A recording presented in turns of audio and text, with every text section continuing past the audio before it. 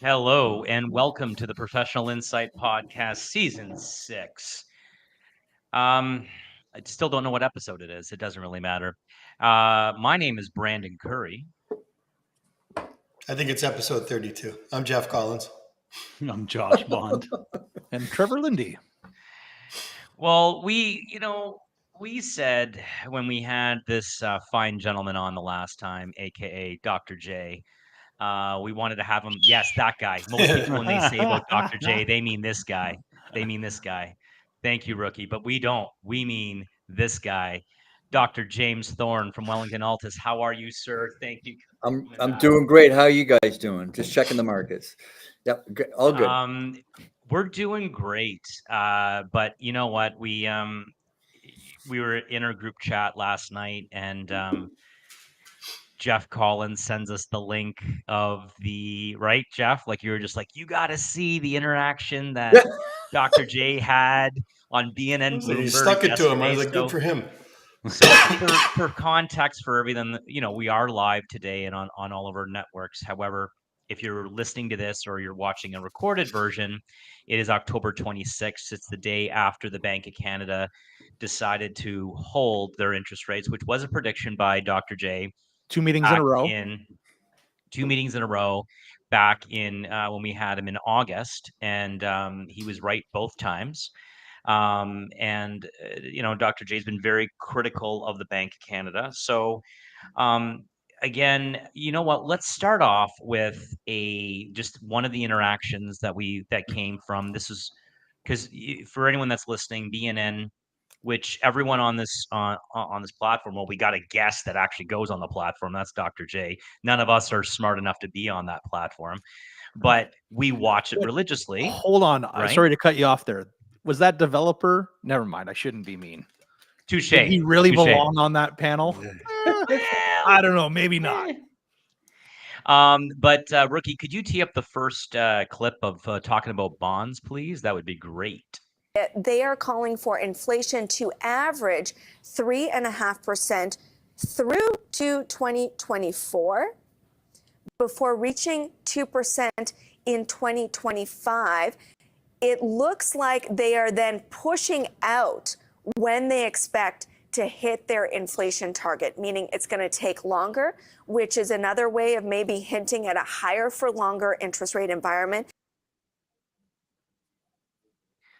So, Dr. J, do you want to put context to, how that all started off? And, we were having some great, chats, just about the bond prices. And you did make the call that you did firmly say, well, you've been very critical of the interest rate increases all year.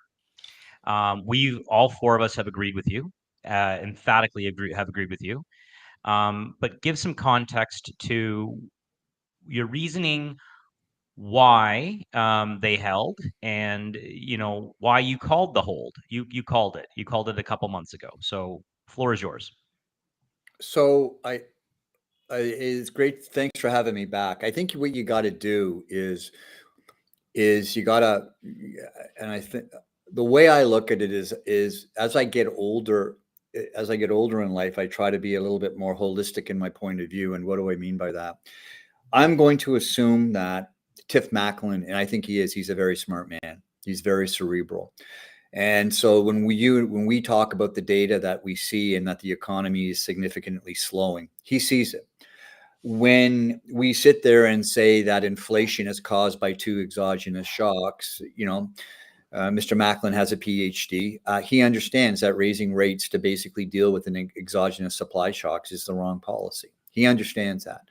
But yet at the other set, he's got to basically play the political game, right? And so in my world, what I could say to you being in the business when I started, in the 90s is it's not my logic that gets me in trouble.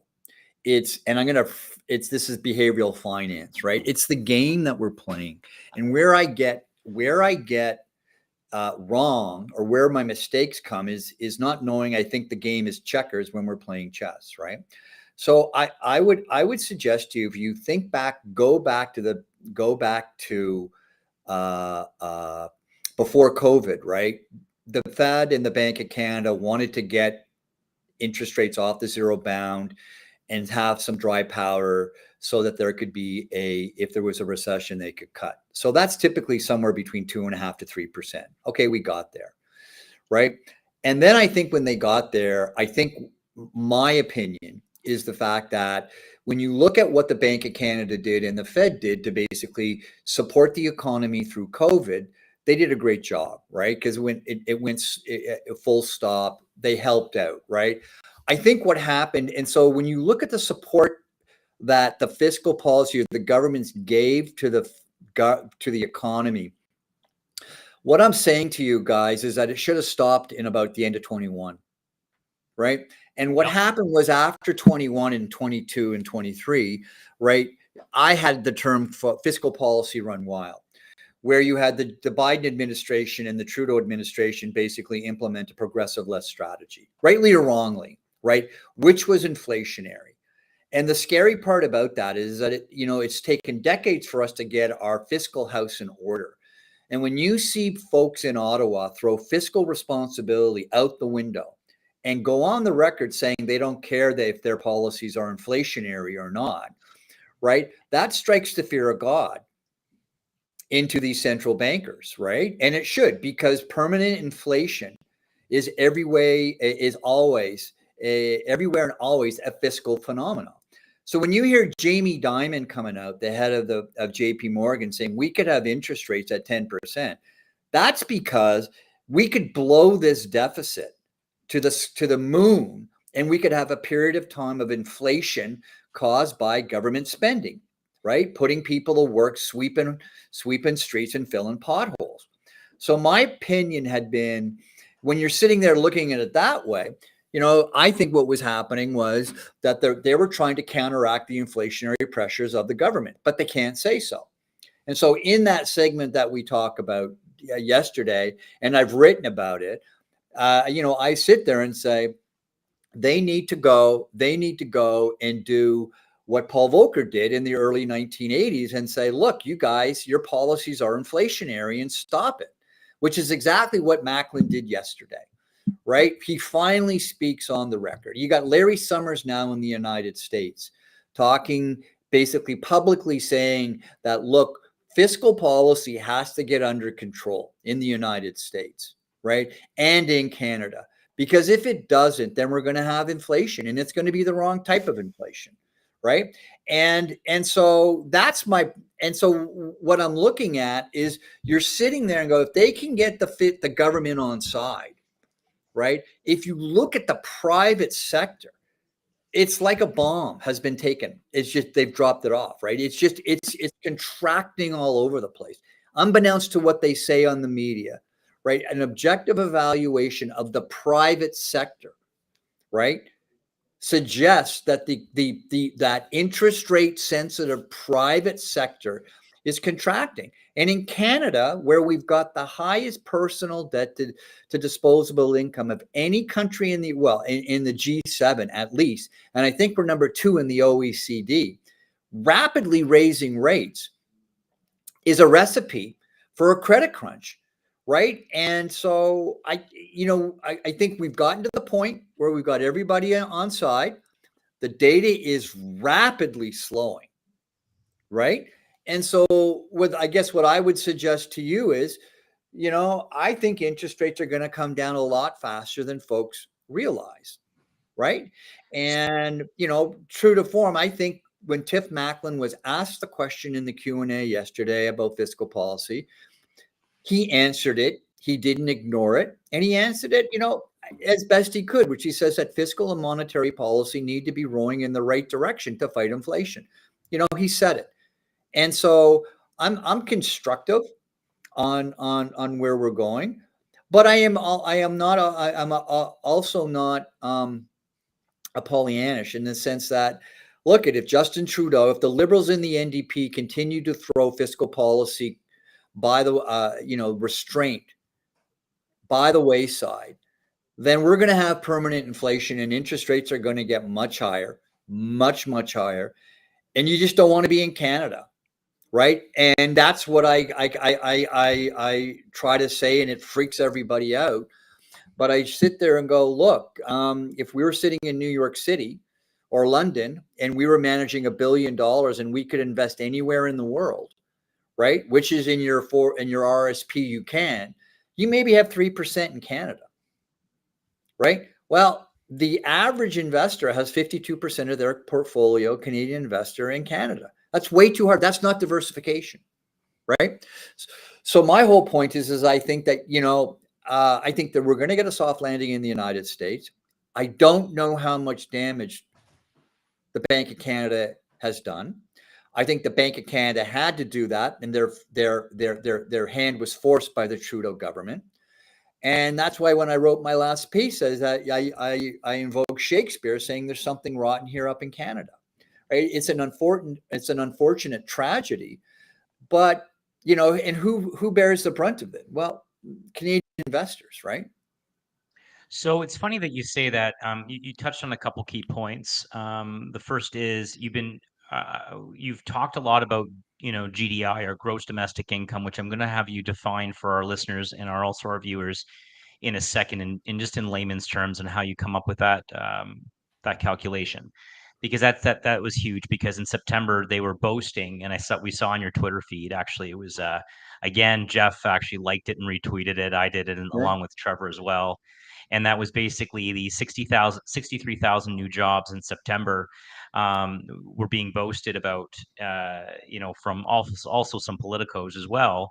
And you're like, can someone please read page 2 of the StatsCan report, where it clearly said 43,000 of those jobs were part-time and 20,000 of those were sole proprietor, and there was 0% increase in the private sector.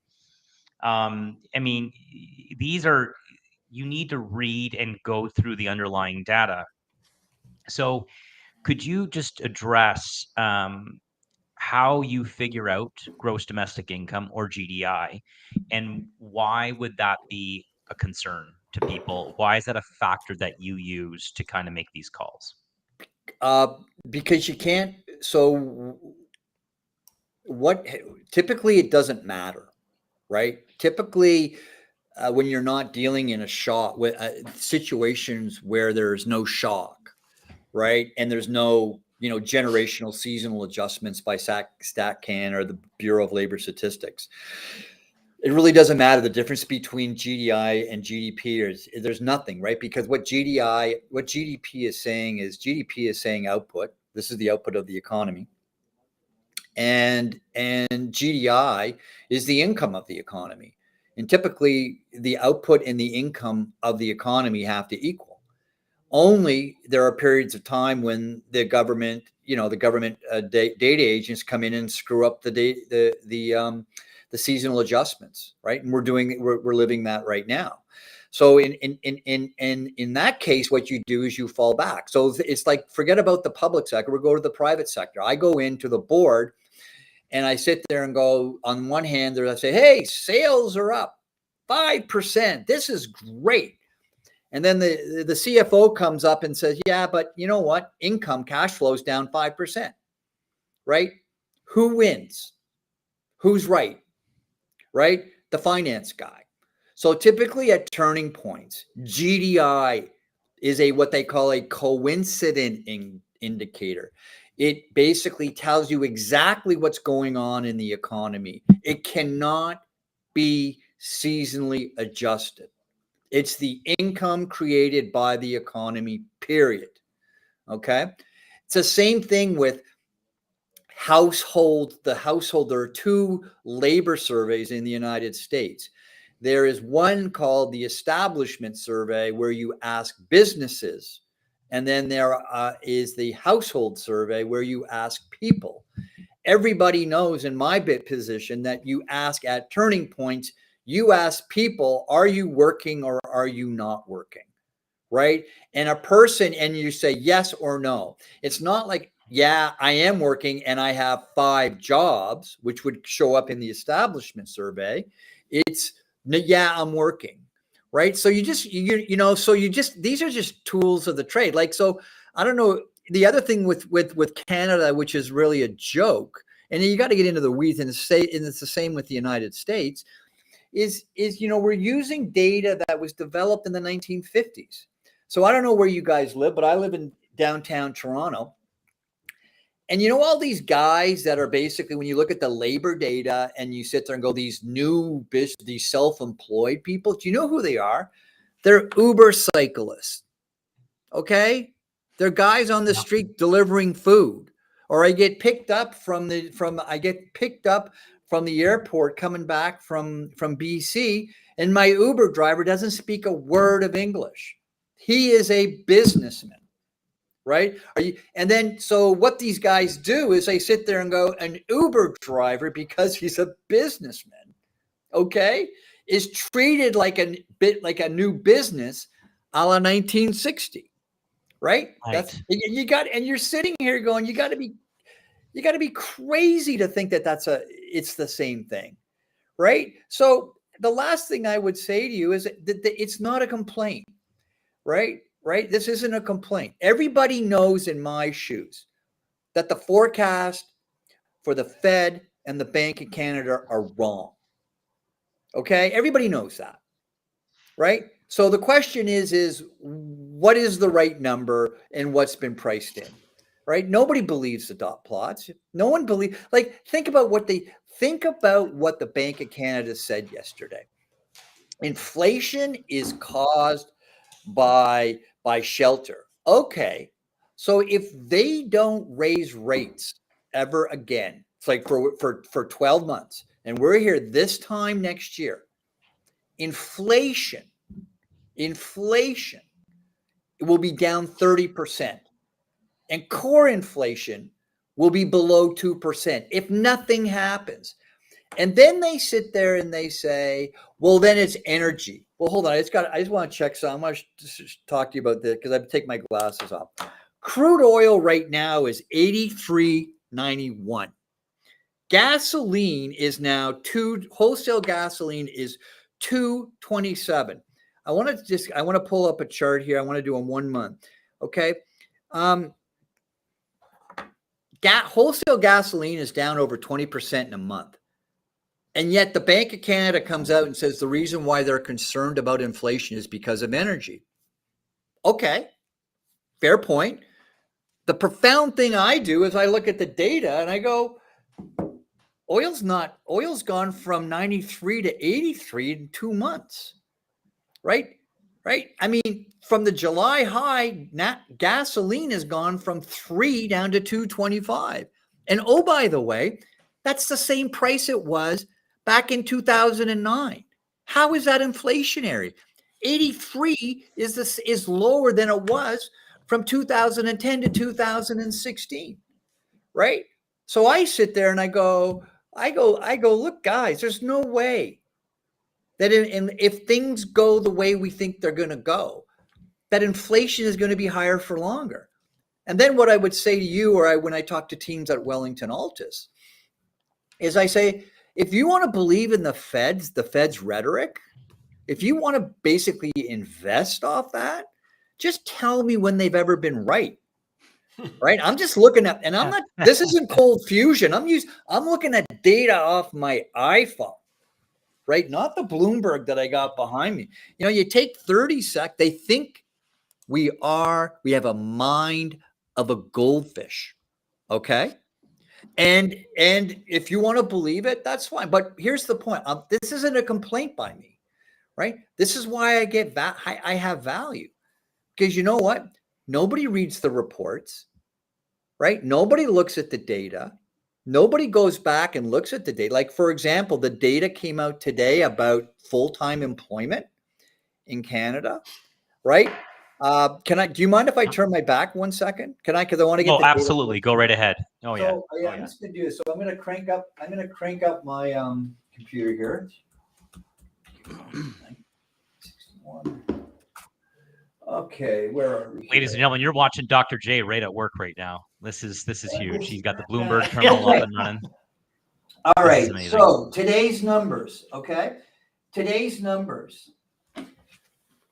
Payroll data, negative 47,000 jobs created in August. It just came out. Okay. So, it just came out. That's full-time data. So that's in August, full-time data. That's Bank of Canada data. Now hold on. But for 6 months, okay, I did 6 months. Let's do 6 months of data, right? For 6 months of data, negative 10,000. Okay, so let's take it out a little bit. Let's just not focus on 1 month, right? It's noisy. Mhm. The average going back to 93 is 309,000 jobs in the private sector created. And you're telling me that we've got a strong economy. That took me 15 minutes to rip the data off a stats can and build the spreadsheet and calculate an average and summing 6 months, right? This isn't cold fusion, guys, right? But what do you want me to do, right? And this is the point. Like, I look at myself as an objective researcher.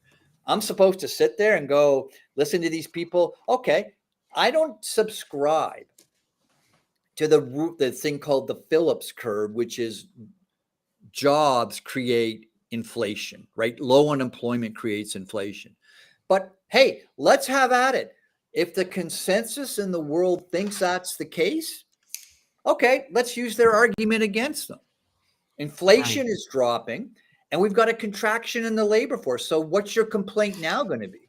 And so when you go back to the Bank of Canada, eventually they have to pivot. And the reason is they have gone too far on what we call this communication strategy of trying to keep people held in, believing that they're going to raise rates and tighten, right? They have to pivot, because if they don't, their reputation will be tainted for a generation. And they need the communication strategy as a tool to control people's expectations about inflation.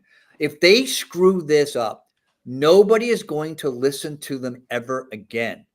And that, and what we call, the economists called moral suasion, is a very strong tool. And they use it to their, and they're very good at it, right? They're very, very good at it. But you've gotten to the point where the preponderance of evidence is suggesting that higher for longer is wrong, right? That inflation is permanent. Remember the inflation permanent?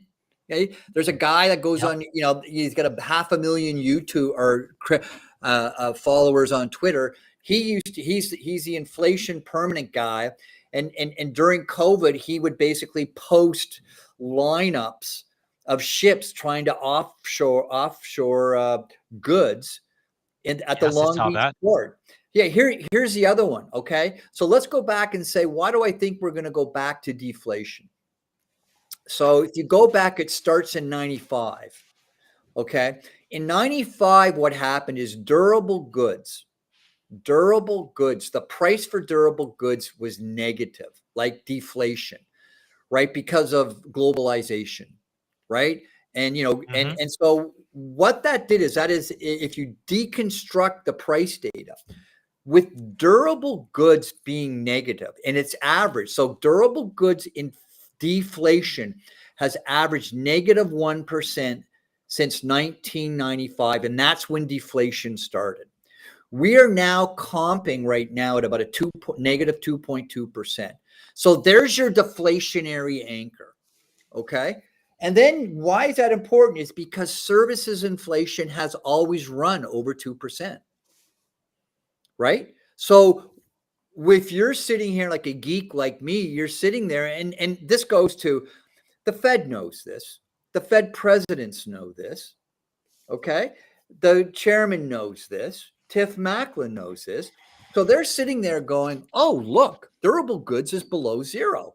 Great. There's our anchor. Now, as long as that stays where it is, which I think it is, okay, then we go back to this low inflation environment, right? And then we're sitting here at the Bank of Canada going, we've got what we needed, boys, right? Low inflation, durable goods is going to be the anchor. Now service inflation is going to come down, but it's not going to go below 2%. If we can get Justin Trudeau and Krista Friedland and the NDP stop, spending like drunken sailors, right? Right? Then what do we got? We've got us back to the lower bound, which is 0 to 2%. And this is the big risk, right? Because if they don't stop now, right, we go back to zero. And why am I saying this? Is because in my professional career, so I started in the mid-90s, Japan has had 4 inflationary episodes that they tightened too much and they went right back to deflation.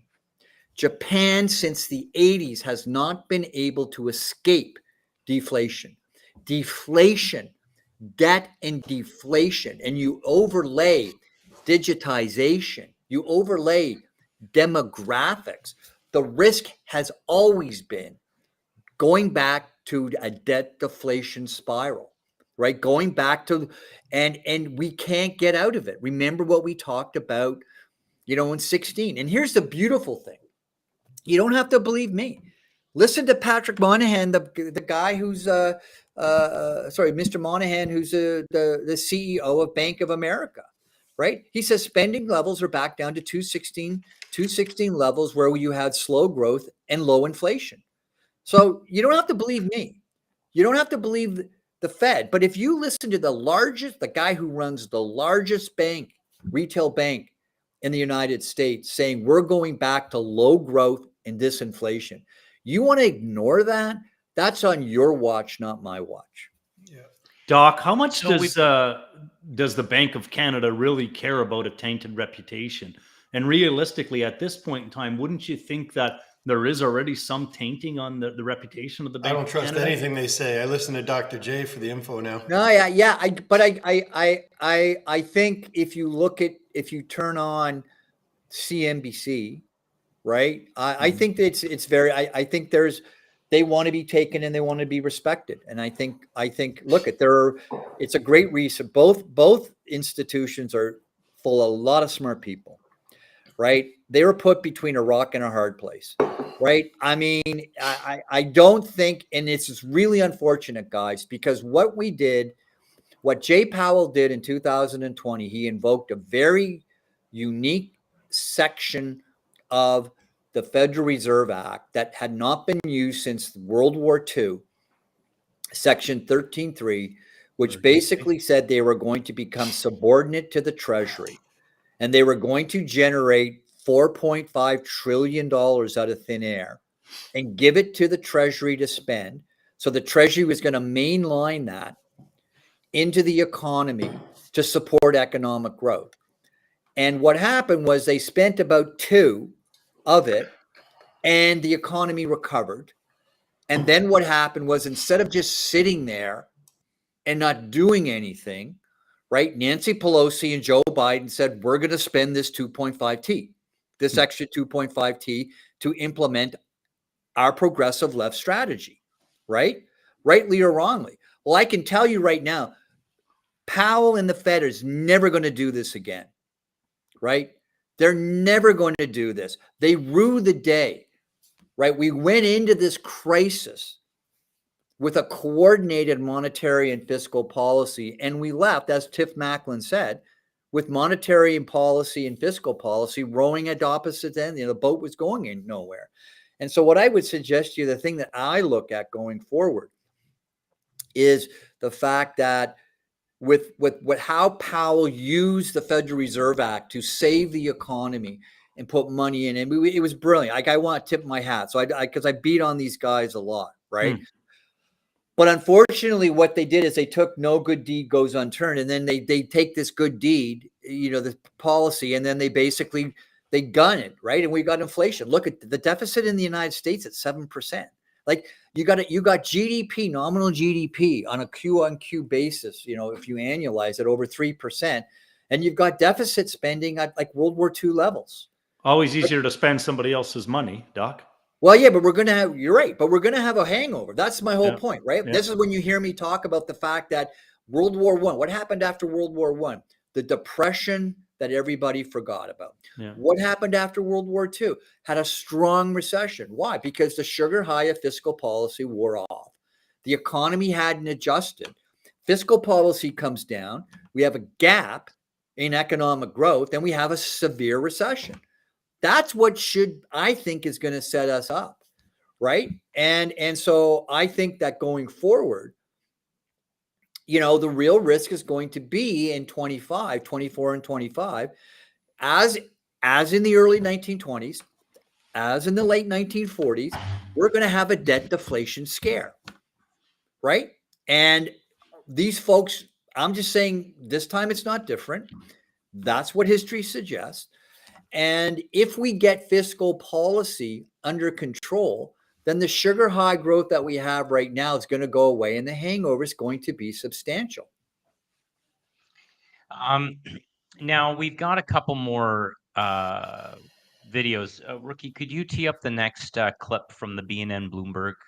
Before we interview, go please? there, Curry, do you think the Conservatives would have spent that extra 2.5 or the Republicans? Oh yeah, everybody's to blame. So I don't want Yeah. to sit there and blame. I don't want to blame one. I look at it, and I want to be clear. I blame Justin and Justin Trudeau and Christopher because they're the leaders of the government, right? Yeah. But when I'm talking, I could easily blame Doug Ford. Right? Sure, absolutely. Tory, I could this isn't politics. goes across party lines. Gotcha. This goes across party, but but I just don't want to. I don't want to. But if I start qualifying everything, I lose people real fast, right? Yeah. So, No. But I just wanted to make sure that it's it wasn't just Mr. necessarily Trump, the spending of the Republicans when they controlled everything was not as bad as the Democrats, but it was bad. It was bad. Well, I mean, before we go to that clip, actually, I mean, like I was just going to say, Rookie, if you can keep all five of us here, basically, I went on the radio back in 2017, and part of provincial, and please weigh in here, Dr. J, was the arbitrarily political motivation of increasing the minimum wage in the province of Ontario. And if you look, that's a fiscal policy measure where it was not indexed to inflation. It was politically driven. It was politically motivated. In 2017, Kathleen Wynne stood up and said, well, if you have a business, you can afford to pay more. Then Doug Ford said, I would take it away. Then he turned around and raised it to $15. Now it's $16.55 on October 1st, 2023. If you look between 2017 and 2023 in a 6-year span, the minimum wage in Ontario has grown 43%.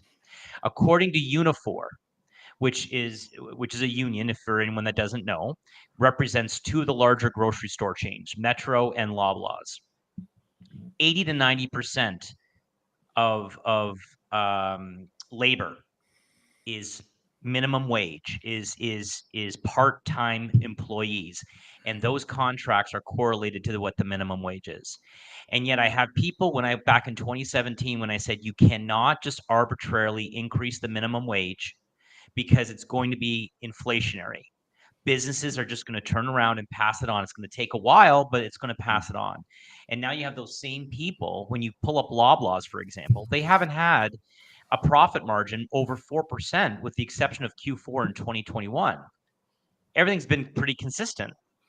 So my point, I guess, what's your stay on, how about to go back to the provincial level where you have all these premiers artificially increasing the minimum wage, and then it just gets passed on to the end consumer in the end anyway. Am I not correct? And they're all scratching their asses wondering why grocery store.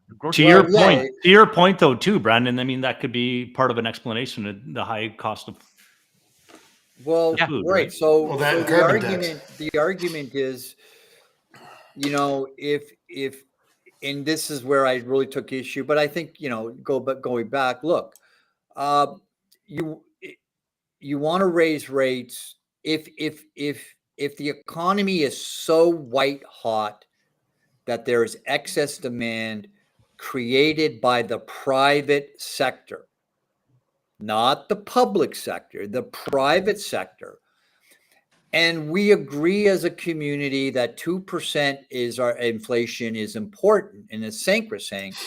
Then raising interest rates is the tool that we need to use to and so with wages, right? So what you point to is something that what I talk to a lot of people is that the wage rates that we're seeing right now, right, or that are caused by minimum wage is not created by the private sector being overheated. It's created because our elected officials decided to increase the minimum wage Then you get, okay, so Tiff Macklin raising rates is going to do nothing but hurt the private sector and make the private sector smaller because he's responding to fiscal policy. And my whole point was when I go on TV and I talk about Tiff, you got to, Mr. Macklin's got to start talking about this, because he's got to say, if you keep raising the minimum wage, which is fiscal policy, I will keep raising interest rates. Right? I will keep raising interest rates because of your government policy, Doug Ford. Doug Ford should have never written that letter to the Bank of Canada.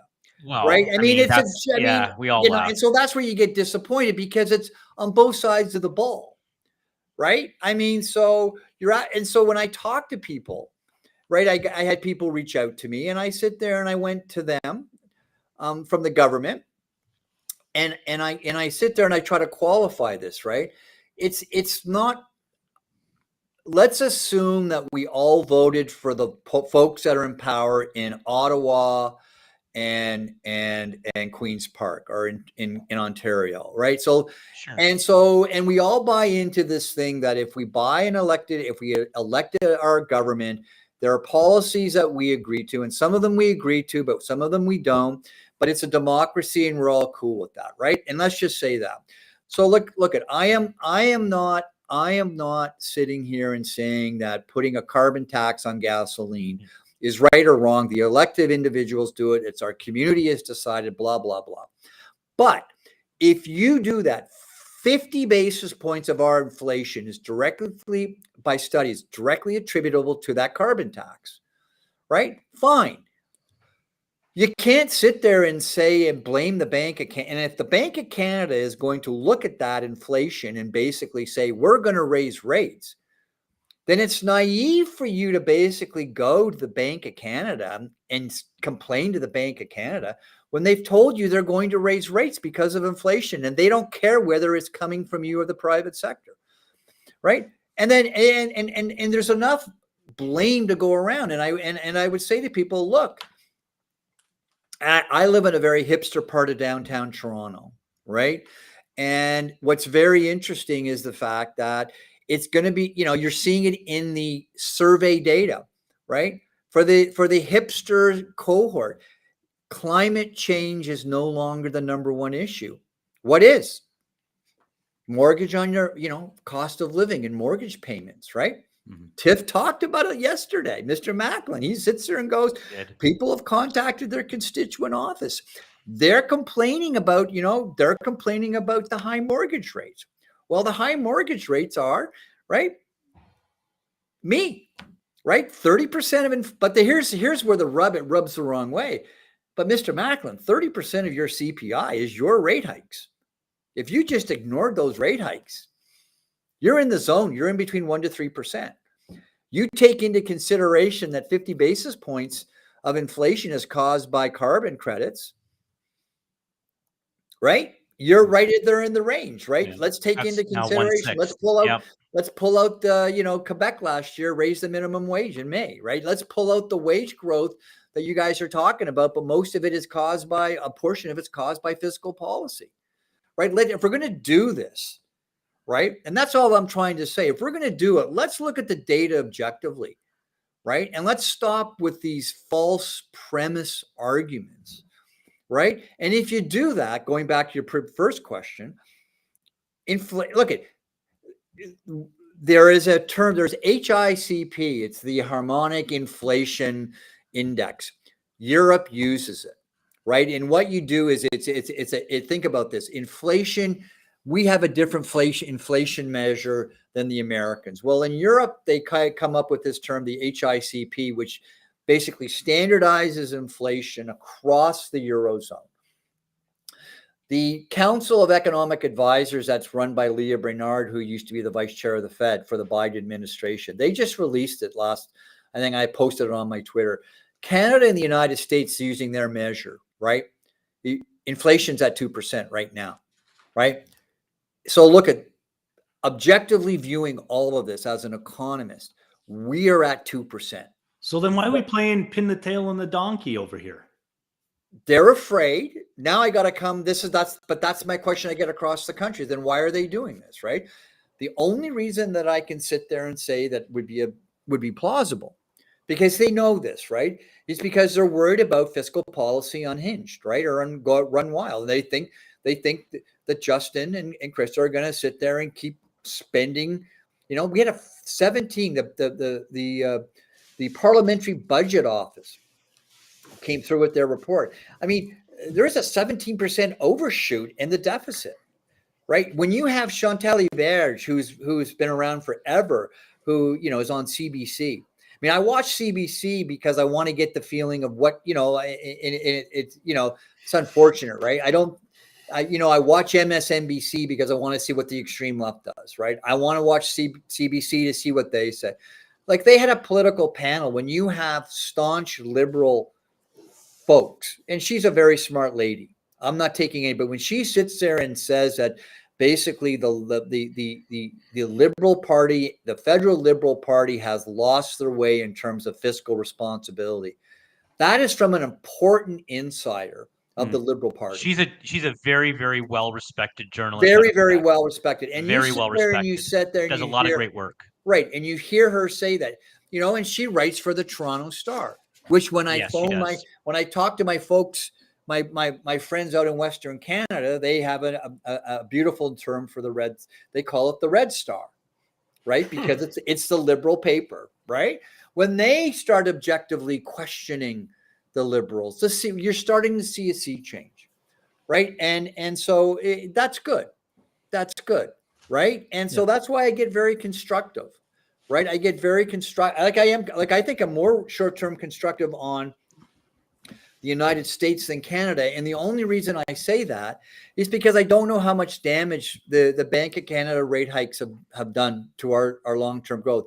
24 may be a tough year for Canada, right? Relative to the United States, right? And for those of you guys that are old enough that remember the 90s, why Canada did so well is we had innovation in this country in the 90s, right? Nortel and BCE built the industry to basically build out the internet. We don't have that, right? We had, Linux software came from us. We invented this with BlackBerry, right? We were there in that technology wave that happened in the 90s. We were front and center. We are not there. We got Shopify now. But can we get there through the metals or something like that, Dr. J, in terms of like all the environmental and, these EV batteries? You think there's a possibility? Materials. Right. Well, what I would say to you is, so how I look at it is it's a game, right? So the game is, I want to make sure that my hypothetical client can achieve his or her financial goal. And that financial goal is to let's pick a number, 8%, 6%, whatever that is. And it's 60-40, depending on what their mixture is, right? Mm-hmm. And so all I just try to say to you is, I think it's going to be easier for us to be investing in stocks, in companies in the United States to achieve that goal. And if we were sitting around here picking a team, a fantasy football team, right, or a fantasy stock team, and we could pick, I could say we could pick stocks. You have to pick 25 or 50 stocks. And you're sitting and go, I want to be able to pick stocks from Canada and the United States, as opposed to just Canada. I think everybody here would basically say, yeah, I want to be able to pick stocks from the most dynamic economy in the world, right? Sure. And that's all I'm basically saying, right? But I think Cameco, I think uranium's a wonderful play. If you want to buy Canadian energy companies, they've delevered their balance sheet. I think they're wonderful. I think Canadian banks are the best managed banks in the world. But look, Canadian economy is four times more geared to real estate than the United States, right? What happens to these banks if our real estate market up here trades exactly what happened coming out of the real estate bubble popping in the late 1980s, when John Crow did exactly, who was the head of the Bank of Canada, did exactly what Tiff Macklin's doing. Right. Well, we had a significant correction. Property prices in Rosedale went down significantly. Right. Condo prices went no bid for a period of time. But what happened? Real estate prices went sideways for a decade up here. Right. And I would suggest to you that would be fine if the Bank of Canada just takes the froth out of the real estate market, and the real estate, properties in Ontario, Toronto or Vancouver grow at, let's say, 2 or 3% for a decade. Okay. And we grow our way out of this, right? Then, what's the business going to be to generate economic growth for the banks, right? And that's the question. And I have some ideas for you, but I think in the United States, there's just more opportunities to grow, right? There's migration. They've got AI, right? They've just got everything. And I'm not. And hey, look, I'm Canadian. I love Canada. Sure. I decided to come back here, right? My kids love it. You got an objective stance, though, Doc, right? Right. You got to make a stance. And so what I'm just saying is that it's you and I, if we're building portfolios for our clients, it's just going to be easier. And so that's what I'm trying to get at. So we're going to go before we go to the next clip, just to round this segment out right now. I mean, just to further prove your point, Dr. J. Look at what Paul Martin did in the 90s as the finance minister. He reined in fiscal policy. And you talk to any fiscal conservatives with the hindsight of 2020, me being one of them, I would be considered myself a fiscal conservative. He did a phenomenal job. He did a phenomenal job as finance minister. He completely put us at the top of the G7 very, very quickly coming out of the 92-93 recession. And then look at what Bill Clinton did too in those 8 years in the 90s. The U.S. was on fire during those times, and this even furthers your point about fiscal restraint and proper fiscal policy. Totally, but let me give you so if you go and you pull up the report by the Parliamentary Budget Office, okay, the PBO, and they have a forecast, right? They have a forecast. So they're forecasting deficit spending to contract dramatically, right? Okay, and that's fair and that's great, right? And they have growth stagnating. But let me be honest, if we were sitting across the table from them, it would be very, very really interesting. The question I would ask the Parliamentary Budget Office is basically this. I get the fact that we're going to have fiscal responsibility like you were talking, right? And we're going to basically cut, right? And we're going to basically get it back. And we're not going to screw this up, all the hard work that other generations have done. But in their weak economic weak economic growth forecast, they have the government contributing to economic growth being stable at 21%. So the question I have for you is, so how can the government stop cutting or starting to reduce spending, but yet still contribute 21% to GDP over the next 4 years? Help me out. Help me figure that one out. And they've also got private investment basically at, I think, 11 or 12% constant through that period of time. I don't know if Bank of Canada keeps it at 5%. I don't see the hurdle rate. I don't see anybody spending, private investment unless you've got the cash, right? If you're not borrowing, I mean, and this is the problem with all these economists in Washington and Ottawa. What's the inside poker? They don't take the credit crunch into consideration. They don't basically think about this in terms of a household, right? And so what I'm saying to you guys is I think there's a period of time where we could have a hard landing. We could have a recession in Canada next year. I would not be surprised about that. And then the risk is, and this is my bias, right? And so you got to take it with a grain of salt. In 2007, they started cutting rates and it didn't matter, right? It didn't matter, right? We had crossed the Rubicon, right? And so I've lived an episode. And then you'll sit there and say, well, then why are you say the Canadian banks are so well managed? And I'll sit there and go, so I worked for a bank and we were the only bank in the United States not to have any subprime exposure. We were clean. We were owned by Buffett, completely clean. Okay. They took our stock from 150 to 10. Okay. Yeah. They sold everything in the space. Right? The old adage, you know what happens when a cop comes to a party, they take everybody away. And Right. so when we talk about the bond proxies and we talk about the Canadian banks, if the Bank of Canada has tightened too much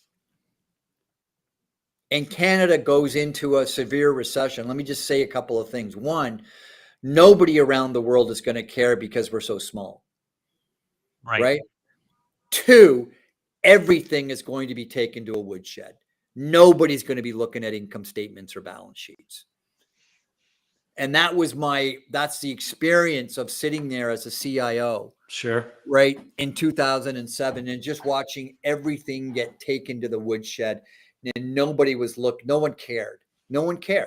And so, that's when you hear me say, I don't have an edge yet. I mean, if I had an edge if I thought the Bank of Canada, if they had not damaged anything, then let's see. Like it's not clear to me that with housing prices going the way they are, and with the lack of supply, it's going to be very interesting to see how the Bank of Canada uses its interest rate policy to basically maintain economic growth and see what they do. Right? And see what they do. And guys, here's the other thing that if for stock, the through line through the 1990s is, here was the pitch in the 1990s. Guys, you bought your house, right? Your mortgage, right? Your house just went down, it's stabilized, right? It's not going anywhere. The interest rates are too high. It's going to grow at 2%. But look at the stock market. The stock market's been up 12% 3 years in a row. Why don't we go and take a line of credit on your mortgage for $250,000, and we can take that money and we can put it into the stock market? Guys, that was the pitch in Canada in the early 1990s. And what I'm saying to you is what does this look like if real estate is no longer the go-to investment asset? I'm not saying real estate's not important. I'm just saying, hey, I got $250,000. I'm not going to buy a rental property. I'm going to put it into the stock market. And that's what happened in the 90s, right? And so I say that to you because, as Mark Twain says, right? History rhymes. So that's what I'm looking for. Can we get it down to a level where we're just using population growth and demographics, and we know there's a tight supply, and they come down, and the real estate market is okay, right? And we have normal transactions, and you're making money, and it's good. But these years where the stock market did a parabolic movie, that's over, and we grow out of it, and we take a decade, and we grow out sideways. If that is the case, if they can find that would be the best case scenario where, let's say, the Fed funds rate or the Bank of Canada rate goes to somewhere like 2.5% to 3%. Let's just say, right? We get a soft landing. Mortgage rates come down. Mortgage rates come down to, let's say, in the United States and Canada, they come down to, let's say, 4% or 5%. Let's just say, well, in the United States, they're priced off of the 10-year. Right. So let's say, and they're priced off of the 5-year up here. Right. So down here, the 10-year goes down to 375. Let's say the 5-year up here goes to 350. Right. Then you price it. You can get a good mortgage between 4% and 5%. Right. It's good. Right. The market's good. You don't have the silliness. Right. And if that's the case, how does economic growth look when we're in this period of time where you've got millennials wanting to basically buy houses, right? So you've got that demographic effect like you had in the 80s and 90s. You've got migration happening in the United States, and you've got a huge technology wave, which is AI and blockchain, that is going to increase productivity, and it's going to be a real drive down on deflation. It's setting us up for a wonderful run into the end of the decade. It really is. But they're trying to thread the needle right now, and it looks like the Bank of Canada is going to start cutting sooner than a lot of people think, and the data is starting to come in. That Q&A that happened yesterday, I put it on the Twitter. It's a breath of fresh air. mean, where I got the soul and where I felt good is not. It's the same thing. It was with polos too, right? It's with these guys when they get out of this political environment, okay, and they start talking about the movement and the things that grind the economy. Look, I get the feeling he knows exactly what he's doing. I think he's got the finger on the pulse. That's reassuring. It is. It is. So that's what I took away from it. I go, I go, he knows what he's doing. Right. And that goes to the thing, you just don't get to become the head of the Bank of Canada by being a knucklehead. Yeah. Right. So if he knows what he's doing and everything that I just told you, he knows. Right. Which I think he does. Then I would suggest to you, if we stop the spending, which I think there's that big inflationary pressure. Now we got to see how fast we decelerate, right? We have to decelerate, and we go on. We had the new Speaker of the House in the United States, right? He is right of center, rightly or wrongly. Yeah. Right. That position, that the Speaker of the House, I lived in DC for like 15 years. That is the second most powerful position in the government, in my opinion. It is a big, they call him Mr. President. We have a fiscally responsible, right-leaning individual in the Speaker, which means fiscal policy run wild is over. And this is exactly what happened in 1994 and 1995 when Newt Gingrich became the Speaker of the House, right? Which set the table. What did Greenspan do? Greenspan started cutting, and we had a wonderful, wonderful rally in the stock market. And then interest rates started to come down slowly. And I think if they could orchestrate that, then I think, like I said, if we do this the right way, the S&P is going to be 15,000 before around 20. You got to triple here. Okay. We're going to show the next clip. I think it's the Coca-Cola versus CN Rail clip. Rookie, if you have that teed up, that'd be great. And love to see it triple, though. The economy is dramatically slowing. I ignore what the rhetoric comes from the Bank of Canada. Just look at CN numbers today. CN Rail, yes. So I believe the rail guys. I don't believe the ivory tower economists. And if you go back, and you did mention the BSC Business Survey, the reading is as low as it's been since the global financial crisis. Credit conditions are as tight as they've ever been in the global financial crisis. Output inflation, negative 40%, the lowest in the data set. Wage growth, which is what you were concerned about last time we met, negative 50%, matches the lows ever.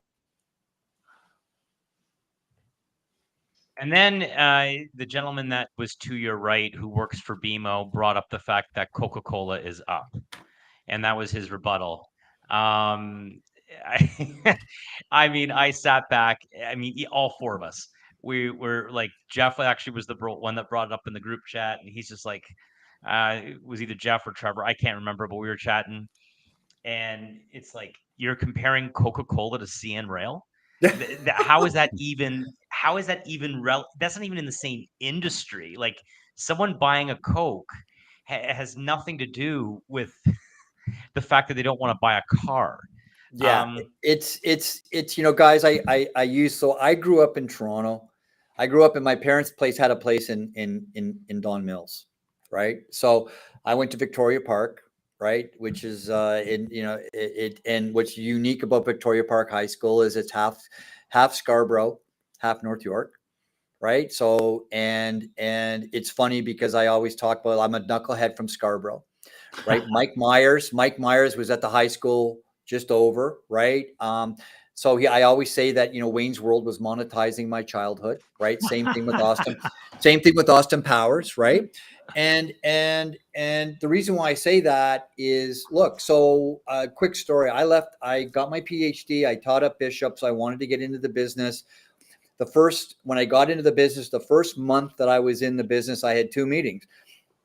One, we had a meeting with the head of the Bank of Canada. It wasn't me, but it was like 50 people.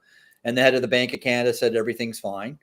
And then the next day, we had 5 of us had an intimate meeting with the head of CP Rail, right? And the head of CP Rail said, we're parking trains, right?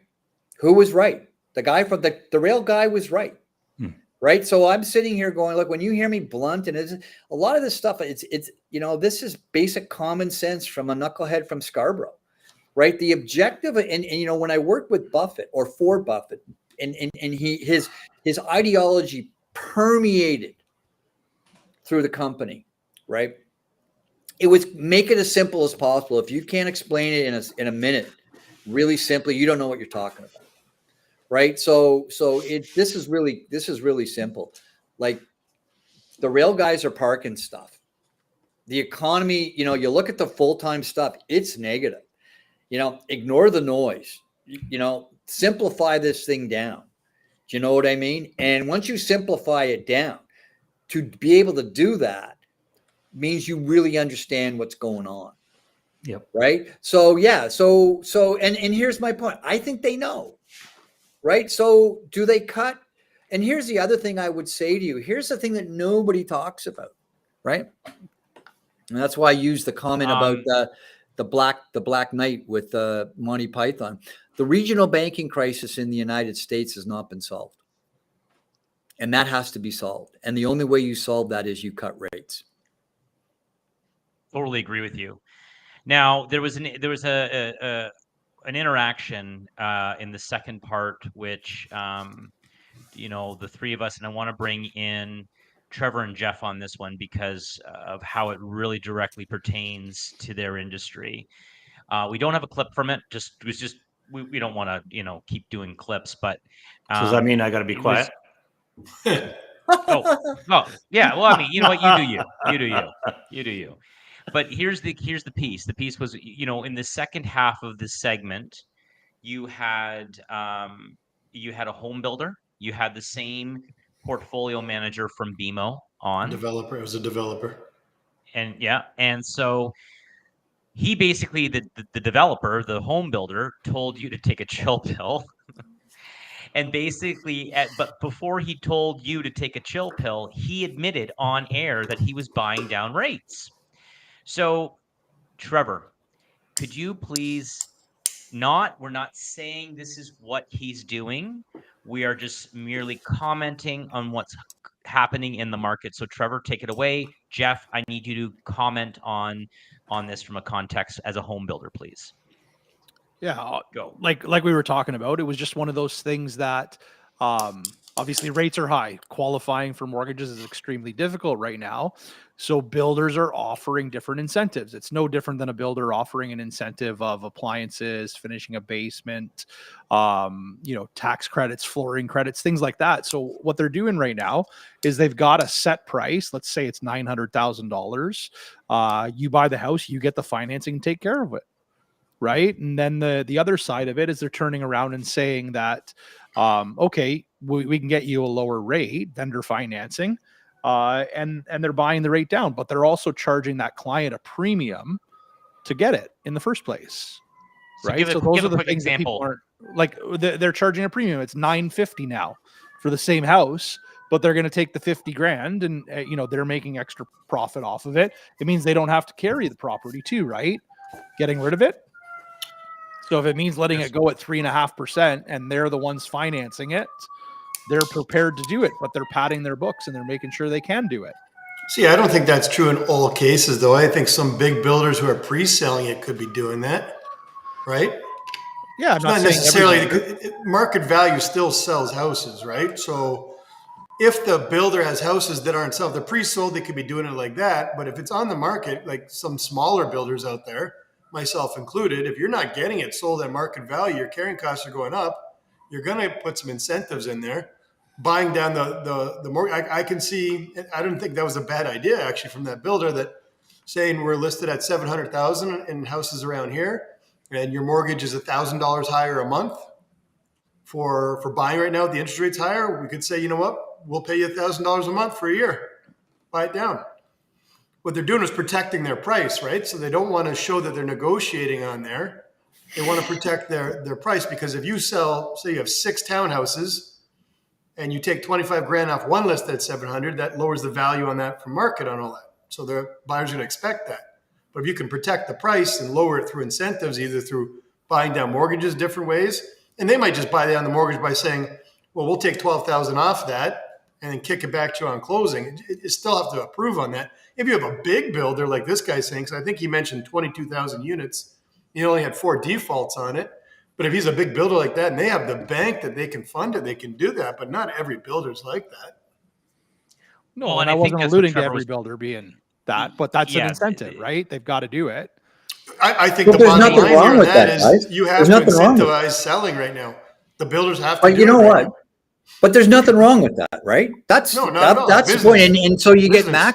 Macklin's at in the Q&A, and he's surprised. He's surprised that real estate prices haven't gone down as much as they thought he would, right? And it's the reason is because you can package it and so like they're let's be clear, like Supply and demand, though, really, right? and there is no supply, right? So this is the point, and so raising rates actually makes the supply problem worse, not better, right?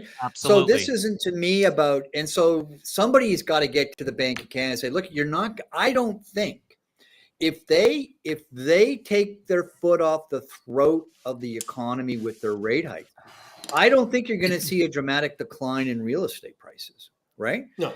And then you're going to have it here, and because we've got supply issues, right? I mean, that's so let's not even go there. That wasn't the problem in 2008 in the United States.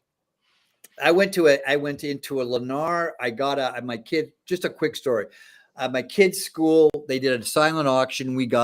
It's funny. We got a week at a house in Rehoboth, and Rehoboth is on the East Shore. That's where Biden, if we were living in Washington, D.C., we would take Highway 50 out to the Atlantic Ocean, and that was there, Ocean City in Rehoboth.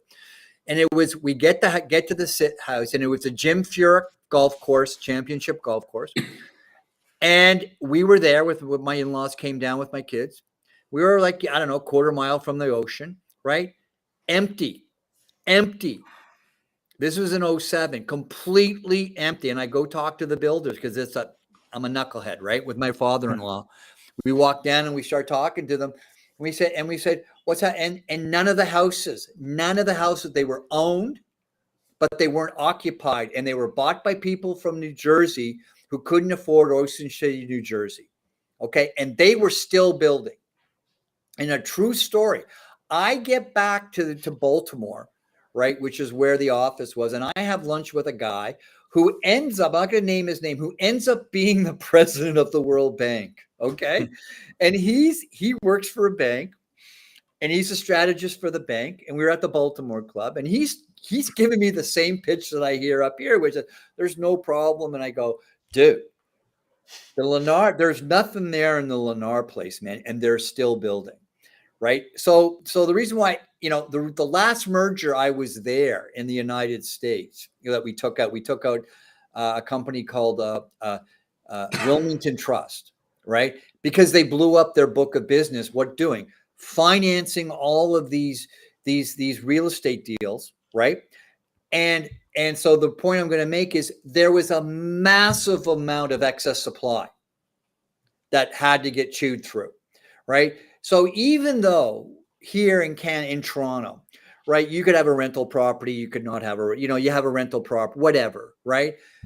I don't see the supply issue that I saw in 2008. So let me just be absolutely categorically on the record on that. I think supply is a constraint. I don't see prices coming down dramatically as long as they raise, they stop. We don't have a cathartic credit crisis.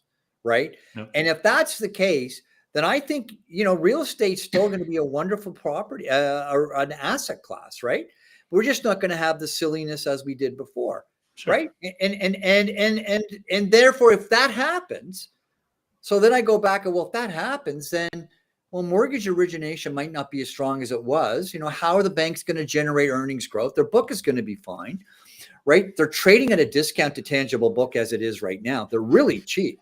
Maybe they don't go back to 52-week highs, but maybe they're way too cheap, and maybe they have a 40% run off the bottom, right? Those are the type of things that I say. I like, so we won't really know what this looks like until 25, 26, but I just can't in my mind get through the fact that how do we get the supply issue dealt with, right, in Southern Ontario? But that right? had originated before the pandemic. We were having supply issues, right? Canada and Ontario, at least in the Golden Horseshoe, 2017, they had started implementing a non-resident speculation tax, right, to try and curb the supply. Sure, because that was one of the ban effects, foreign right? buyers. Yeah, well, that was one of the effects, right? Because we have such a good banking industry, and we didn't blow up over through 08, right? You know, you sit there and go, you're a very wealthy family, and we're talking very, very wealthy families. They say, well, we're going to drop 10 grand in Canada. We're going to buy a house, right? I mean, you go to Vancouver and it happens, right? And so all of a sudden, coming out of the 08 crisis, because of the way that the banks were managed and the global economy realized that, there was a lot of destination of foreign capital coming. This is a safe place because the banks are really well managed. And I want to be honestly, completely clear. The banks are still well managed here, right? They're world-class. Low amortizations, right? Like it's... Yeah, everything's there. We just got to get through the most aggressive rate hikes in history on a highly levered. We just got to get through this adjustment process. And what does it really look like? I think they went too far. I think the Bank of Canada should have stopped somewhere between 2.5% and 3%. I don't have a vote, right? And that's fine. And I know that, right? But I would say to you, maybe they went to 3%. I went from 3 to 5% because of their concern about what was coming out of Ottawa. And if that goes away, then we go back down to 3% overnight rates, 2.5%, 3%, right? Then we are higher for long. Then rates are higher. Right, as Mr. Dodge says, right, the former head of the Bank of Canada, marginally though, zero. But if they screw this up, this is where I just laugh at these guys. Do you think that they wanted to take rates to zero? Right, that was they required, they were forced to. And my whole point is that the deflationary forces, right, which is debt to GDP is worse than it was before COVID. Digitization, which is highly deflationary, is stronger. You've got my demographics pointing to deflation. And I'm sorry, this story that globalization is over, come on. Like really? So we've got strong foundational deflationary forces that still exist. I'm not buying that we're in this new inflationary environment. If we get fiscal policy under control, I agree with the head of the Bank of America.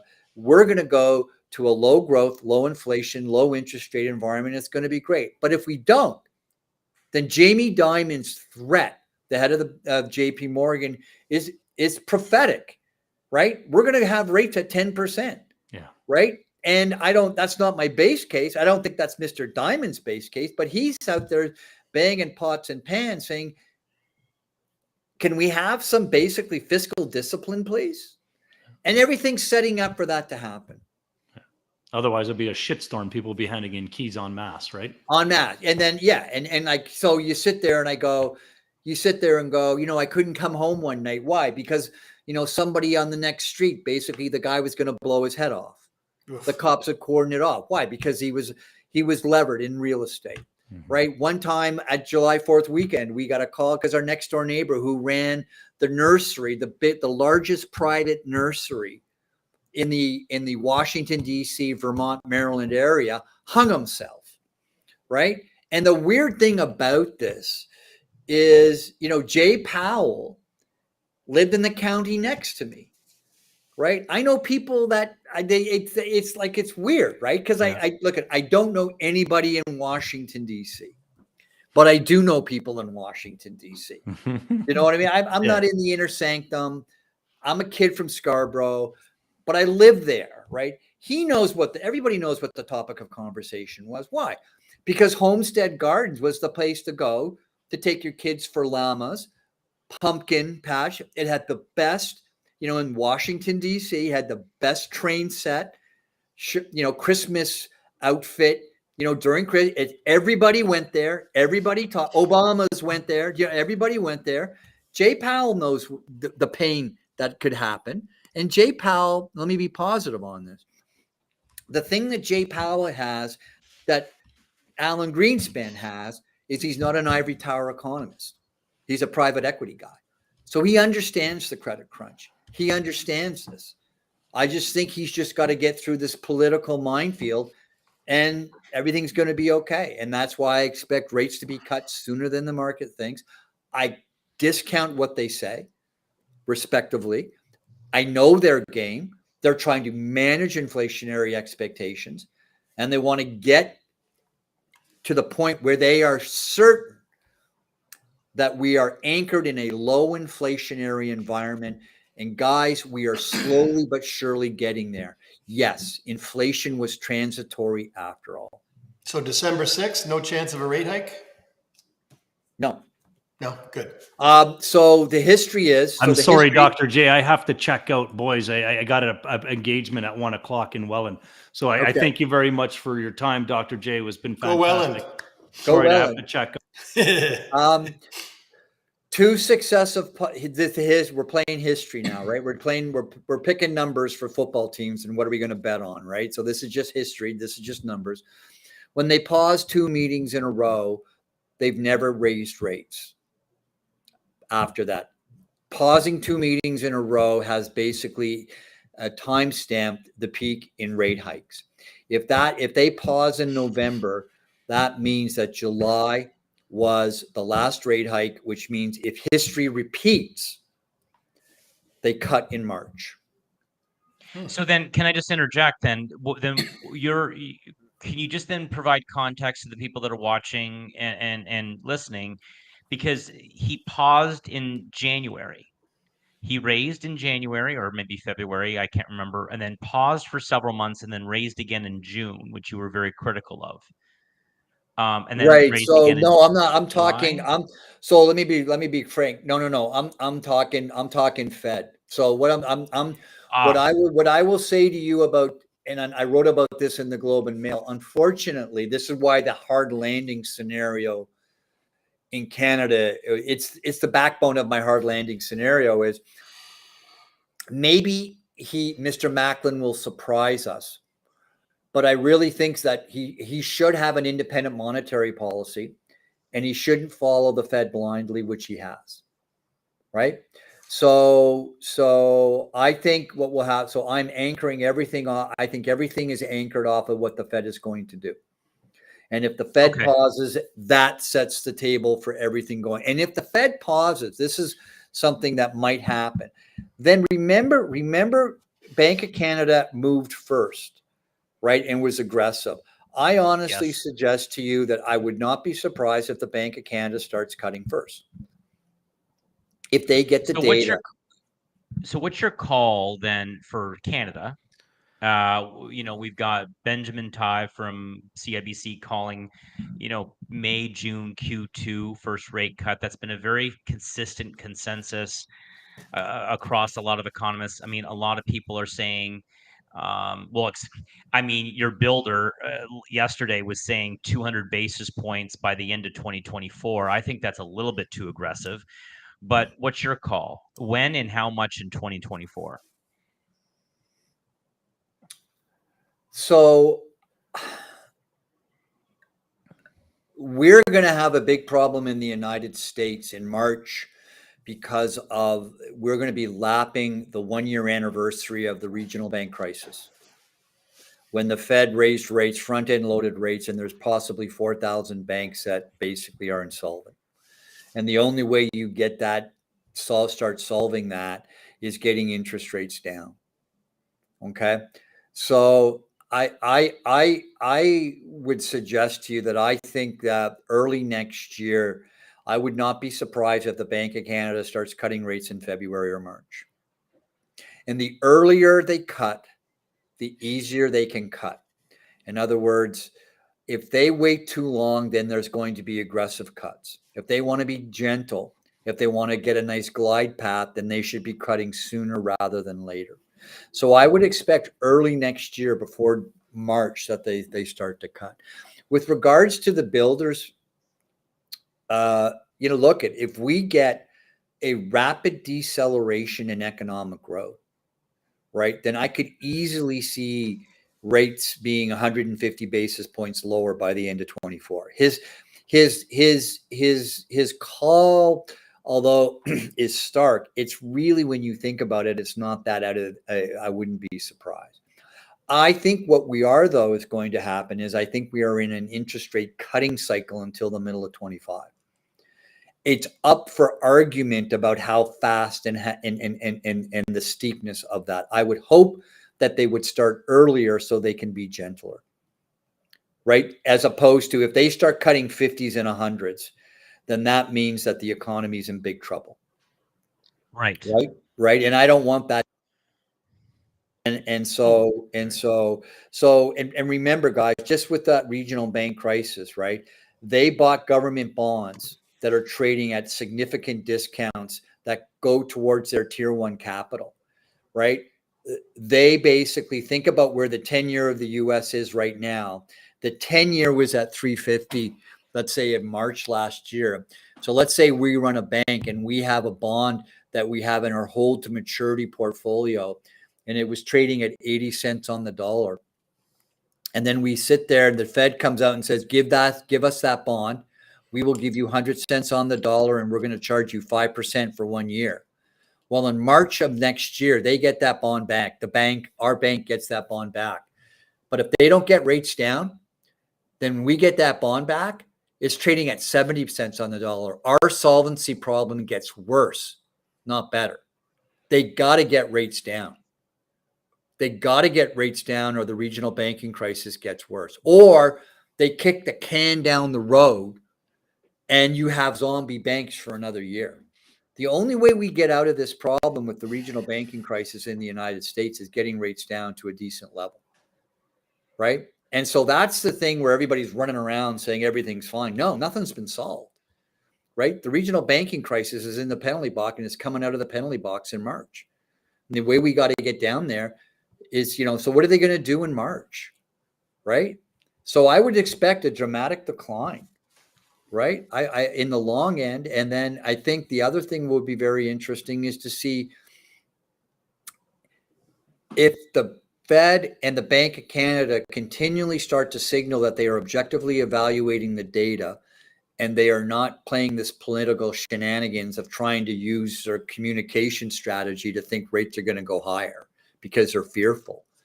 And they look at the data, then I think what's going to happen is the market's going to start discounting aggressively lower rates because the data suggests it. Well, that's why we come to you, Dr. Jakes. I want to know the truth. That's okay. I guess that's positive news, especially for everyone that's renewing their mortgage, and Trevor, who has to get it across the line, and he's doing magic math with some of the stuff he's had to do. And then obviously when you got Jeff sitting on inventory, right? I was with a builder yesterday up in Hamilton. He's going to come on the show. Yeah, he's going to come on the show. Won't mention any names right now, but closer to, definitely in the new year, he wants to come on. And he was basically saying, what do you think? And I was referencing a lot of the stuff that you were saying, Dr. J, and like what also some of the bearish of portfolio managers are saying. Bank of Canada has to cut. They have to cut. I know down in Niagara, there's a lot of developers sitting on land that they could actually build houses. They don't want to do nothing until this comes down. So that doesn't help the shortage at all of housing because they're sitting back until this stuff is all done and they're just sitting on lots. So that's it. Well, that's so to me, it's now we get into the realm of politics, right? Because I'll sit there right now and tell you right now, they should be cutting right now, right? There is not an inflation problem. Okay. No. Right. Okay. So if it's politics, how do they get off the off ramp? What's their messaging? How do they say, so now it becomes kabuki theater, right? It's a smoke and mirrors problem. That's what's going on. So how do they do it? Well, I just say the data is eventually, like, what is going to happen is you're seeing it. So I talk to guys, like I said, and I'll be honest with you. I don't want to name names, but I know somebody that I know a team that has a client that basically runs a company that services the home building and construction industry. And it's a big company, okay? And it's a national company, okay? And business has stopped. And so what I'm saying to you is, what we do is we think life is like a linear, right? It evolves in a linear fashion. But actually what happens is it's steps up or down, right? This is the conversation I have with my kids, right? Is, I've got kids that are, one of my oldest is a comedian and she's a writer and she's an actor. There are periods of time where her career goes like this and she keeps working. And then all of a sudden there's a 6-month period where it goes like that. And she's booking deals and she's, blah, blah, blah. And, we're sitting there saying, look at, you're never, life is like that. So I would suggest to you that what's going to happen is with the economic growth is we're going to go like this and then it's going to be this, doof, right? And when that happens, boom, they're going to cut. And if they do it quickly enough, that doesn't manifest into a full-blown credit crisis like we had in 2008. It's not my base case. I don't think we're going to get there. But I think between now and let's say the end of 24, we're going to have that, where the data just stops. Right? You're going to have turbulence in the economy. My concern is they're still going to be hawkish, though, when we have that drop, that they're like, no, we can't. We can cut a little bit, but we can't cut too much. Right? Like it's just it's the problem. It's a very interesting new. We're going to see. Yes, I don't know. I mean, I think that's what they would like to do, but sure. But they're all the group think is there. They all look at the world the same way, and it's going to be very interesting to see what happens. But if they do it that way, that's fine, right? If they do it, like I hope it's a little bit. Right. Just if it's a little bit and they can start slowly cutting, then that would be fine too. Right. If the overnight rates here in Canada are 5%, right. And by the end of 25, they're at 3%. Right. That's a cut. It's nice and gradual. And then you get 3% by the end of 25.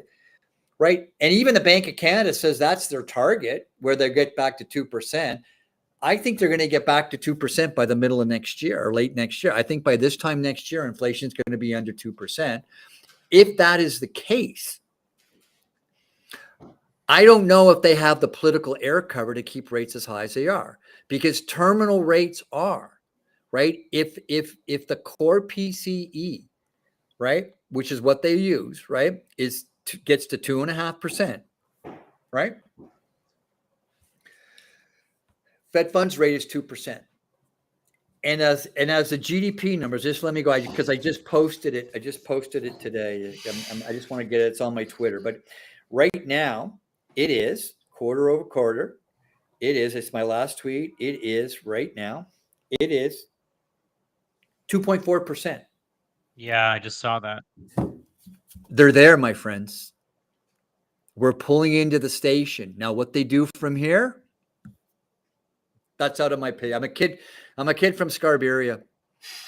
I still go to Johnny's for my burgers, right? Scarberia. I still scream at Mike Myers when I see him on TV saying he stole my shtick. What are they going to do? I mean, let's just hope they don't wreck it. I think they know what they're doing, though. I think they got a handle on it. The guy, Mr. Macklin's Q&A yesterday, I was just saying, I talked to my wife, I said, why didn't he talk like this 2 years ago? Right? If you listen, that's me listening to him, an economist listening to an economist. And what I'm hearing in the inferences and how he's phrasing it and how he's talking about it, he understands it completely. He's got it. He's not out to lunch whatsoever. So that's why I say it's a breath of fresh air. I think he's got a handle on it. Let's go like this to break that nothing breaks free. Do you understand? Like, yeah, and then nothing breaks free. And then you look, let's tip the hat. Then you got Tiff Macklin and Jay Powell. They soft land this thing, right? then we get into goat conversations about these guys being the top central bankers in a generation, because they've basically gone through, they've gone through and they've navigated this thing through a very tough time. And God knows we know how quickly a narrative can change in our world, right? Yeah. My biggest concern is, I think it was question period yesterday in the House of Commons, where you have Trudeau, obviously Pierre Poilievre attacking Trudeau, and every word out of Trudeau's mouth is just about more spending, right? So you've got the Bank of Canada making comments that they are, and hawkish about potentially having to go up again, and then you've got the government and just stop spending money. Like, where do we go from here, right? It's an unsettling feeling. So where I connect the dots there, I go back, and that's why I go back to Chantal Hébert. They're wheeling out Sheila Copps. They're bringing out all these people, the establishment that's basically saying, if the Trudeau government does not change course, then I would argue that they have damaged that political party for a generation. It's that bad. Isn't this the second time, though? No, they need to pull back. They Chrétien. need to pull back to the center. No, they need to pull back to the center. And I think what you're going to start to see is people, let's see if they do. And if they don't, then it's tough, right? And I just think that with the Conservatives, and I'm a political junkie, but I don't have an edge, right? I mean, if I was asked to consult with the Conservatives, I would just say, it's the old political action. Just say nothing. Like, Right. Don't take a bullet. Like, it's already been done. All you got to do is act like a leader. Act like can you abandon the right-wing progressive agenda, pull back to the center, and you've got the next election. But it just looks like Mr. Poilievre just doesn't want to do that. Touche. Yeah.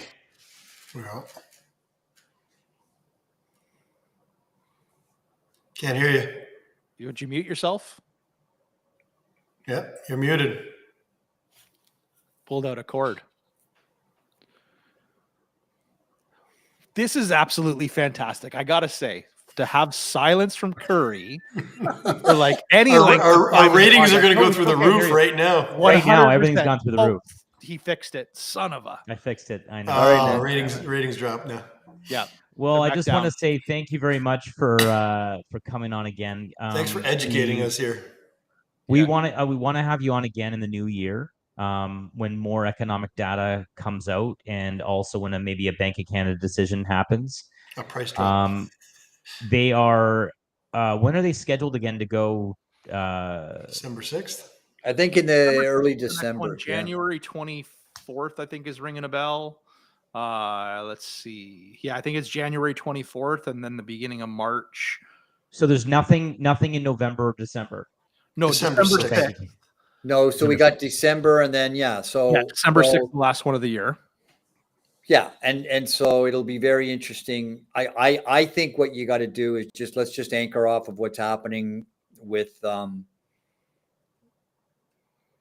it'll be very interesting, because what happened was, so I'm going to be very in 95, once Newt Gingrich got control of the speaker and you've got fiscal responsibility, like the Fed felt that there was going to be fiscal responsibility coming out of the House, right? Greenspan cut 25 and then 25 and then sat. So I wouldn't be surprised if they cut a couple of times and sit and see what's happening too. How early you think they might cut? How early? Oh, I think they're going to cut in the first half of next year. Yeah. I really do. I think if you would cut,